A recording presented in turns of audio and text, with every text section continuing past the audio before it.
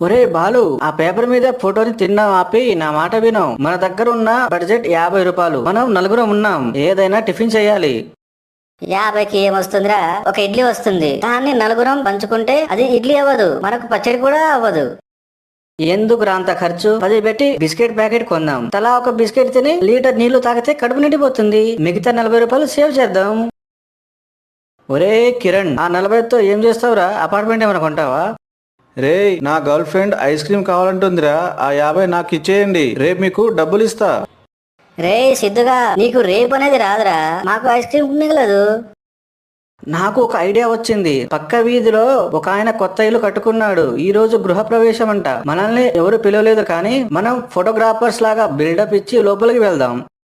Super. Photographers కి first biryani పెడతారు కదా. కానీ మన దగ్గర కెమెరా లేవు కదా. కెమెరా అక్కర్లేదు. మన సిద్ధుగాడి ఫోన్ కి లెన్స్ ఉన్నట్టు ఒక కప్పు తగిలిద్దాం. వంశీ, నువ్వు లైట్ పట్టుకున్నట్టు యాక్ట్ చేయి. రేయ్, నా ఫోన్ కెమెరా చేస్తే నా బేబీకి రిప్లై ఎవరిస్తారా? అరే సిద్ధు, అక్కడ బిర్యానీ ముఖ్యం రా, బేబీ కాదు.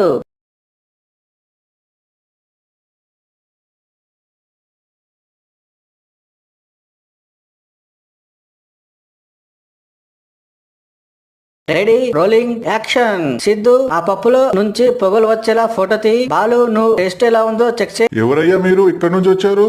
మేము మేము వరల్డ్ బెస్ట్ బిర్యానీ ఫోటోగ్రాఫర్స్ అండి. మీ బిర్యానీ గురించి విని అమెరికా నుండి వచ్చాం. ఓహో, అవునా? అయితే చాలా సంతోషం. కానీ ఒక చిన్న సమస్య వచ్చింది. గ్యాస్ అయిపోయి వంటవాడు పారిపోయాడు. ఇప్పుడు మీరు ఫోటోలు తీయాల్సింది బిర్యానీని కాదు, పక్కనే ఉన్న ఉప్మాని.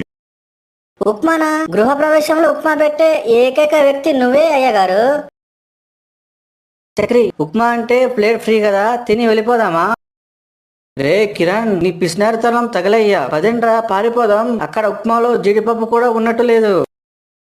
అరే ఆగండ్రా ఆగండ్రా, నా బేబీకి ఉప్మా ఫోటో పంపిస్తాను.